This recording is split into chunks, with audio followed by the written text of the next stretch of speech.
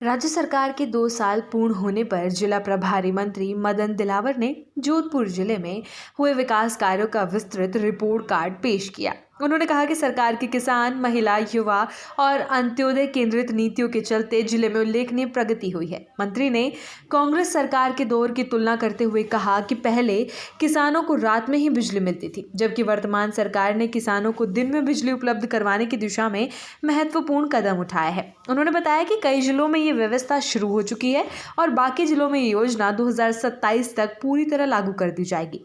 मंत्री मदन दिलावर ने बताया कि मुख्यमंत्री वृक्षारोपण अभियान के तहत अब तक 20 करोड़ पौधे लगाए जा चुके हैं। उन्होंने कहा कि खाद्य सुरक्षा योजना में भी व्यापक सुधार किया गया है, जिसमें 32 लाख अपात्र लोगों को हटाकर 65 लाख नए पात्र लोगों को योजना में शामिल किया गया।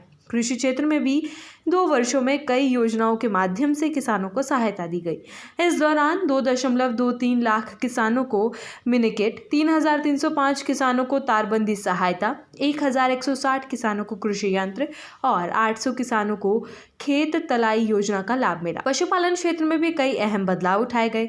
मोबाइल वेटरनरी यूनिट के माध्यम से पशुपालकों को सेवा दी गई। 60,546 पशुओं का बीमा करवाया गया और ऊंट पालकों के लिए बढ़ी हुई सहायता प्रदान की गई। मंत्री ने कहा कि इन पहलुओं से पशुपालकों की जीवन गुणवत्ता में सुधार हुआ है। महिला सशक्तिकरण के क्षेत्र में भी कई महत्वपूर्ण कार्यक्रम लागू किए गए। लखपति दीदी योजना से 13,913 महिलाओं को लाभ मिला।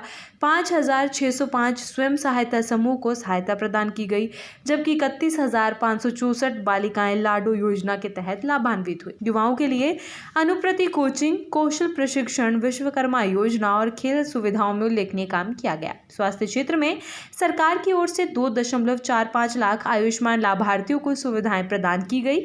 इसके अलावा पेंशन, पालनहार योजना जैसी सुविधाओं के माध्यम से जरूरतमंदों तक मदद पहुंचाई गई। विकास कार्यों में पेयजल, सड़क, बिजली, औद्योगिक क्षेत्रों और पर्यटन के क्षेत्र में भी बड़े निवेश किए गए। मंत्री ने बताया कि इन क्षेत्रों में किए गए कार्यों से जिले में आधारभूत संरचना को सुदृढ़ किया गया है। हालांकि जब जोधपुर में किए गए सबसे बड़े काम के बारे में सवाल किया गया तो मंत्री स्पष्ट जवाब देने में असमर्थ दिखे। उन्होंने कहा कि वे केवल सरकार की उपलब्धियां बताने आए हैं और अन्य मुद्दों पर बाद में चर्चा करेंगे।